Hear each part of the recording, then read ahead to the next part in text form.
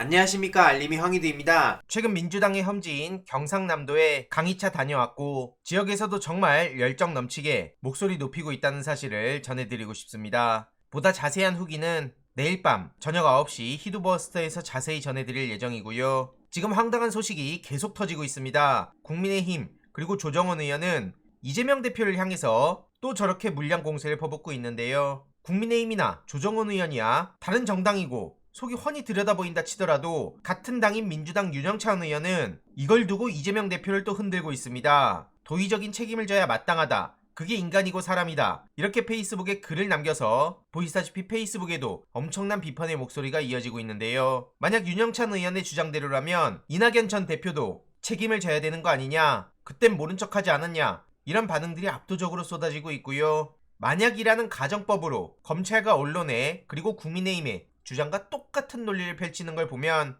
납득할 수가 없다는 반응까지 이어지고 있습니다. 지금 얼마나 비상식적인 소식들이 계속해서 쏟아지고 있는데 어떻게 저런 얘기를 아무렇지도 않게 할까요? 최근 경찰에선 검찰에 부검영장 신청한다는 소식까지 전해져서 유족분들이 반발하는 일도 있었습니다. 그래서 장례 절차도 지연됐다는 소식이 어제 전해졌는데요. 심지어 SBS에선 유가족의 조문 거부로 이재명 대표가 근처에서 대기 중이다, 이런 얘기까지 아무렇지도 않게 보도했습니다. 이렇게 보면 일반 시민들 입장에서 어떻게 생각할까요? 심지어 동아일보에서는 오늘 새벽 단독이라고 또 저렇게 따옴표를 따고 심지어 유서 주요 내용이라면서 이런 사진까지 같이 첨부합니다. 그런데 내용을 보면 알려졌다라고 보도를 하고 있죠. 저런 식으로 알려졌다, 전해졌다, 추측된다, 이런 내용들을 내용 중간에다가 숨겨놓고 제목에다가 저렇게 떡하니 박아놓고 사진을 저렇게 공개하면 사람들이 뭐라고 생각하겠습니까? 이런 이에 대해서도 엄청난 비판이 이어질 수밖에 없는 거고요. 유족이 공개하지도 않은 유서 내용을 어찌하냐, 사자 명예훼손으로 고소해야 되는 거 아니냐, 천벌받을 기레기다, 이런 반응들까지 나오고 있죠. 결국 언론을 보면 유족분들께 문전박대를 당한 것처럼 보도하고 있지만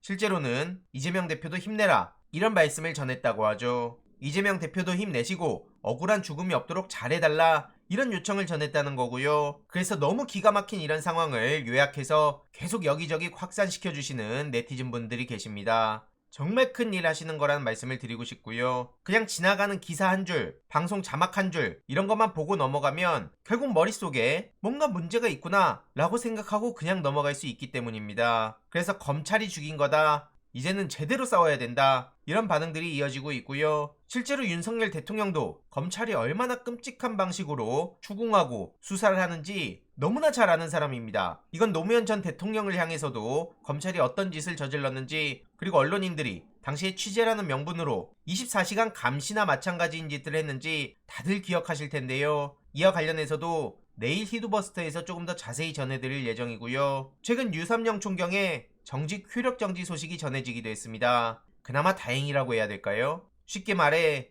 정직 처분의 효력을 멈춰달라는 류삼영 총경의 의견을 법원이 받아들였단 겁니다. 다들 아시다시피 작년 7월 경찰국 설치를 반대하며 전국경찰서장 회의를 주도했다가 12월 13일 정직 3개월의 중징계를 받았습니다. 그래서 이에 불복한 건데 인사혁신처와 법원에 징계 효력을 임시로 멈춰달라고 신청했던 거고, 인사혁신처에선 신청을 기각했다고 하죠. 그리고 법원에선 앞서 말씀드린 결정을 했다는 건데, 이에 류삼용 총경은 내일 모레 징계기간이 끝나기에 실질적 이익은 없지만 절차상의 문제가 있었다는 걸 인정해서 다행이다, 이런 반응을 보였습니다. 그래서 계속 부당한 일에 대해 맞서겠다는 입장을 전하기도 했고요. 이 또한 우리가 계속 관심을 가져야 된다고 봅니다. 경찰이든 검찰이든 내부에서 상식적인 목소리를 내고 탄압받는 분들을 계속 관심 가지지 않으면 그냥 찍어내기 당하기 때문입니다. 이해로도 지금 정명석으로도 나라가 발칵 뒤집혔는데요. 별별 방법들로 사람들을 포섭해 간다고 하죠. 심지어 김도영 교수는 최근 더 라이브에 출연해서 KBS PD도 현직 신도고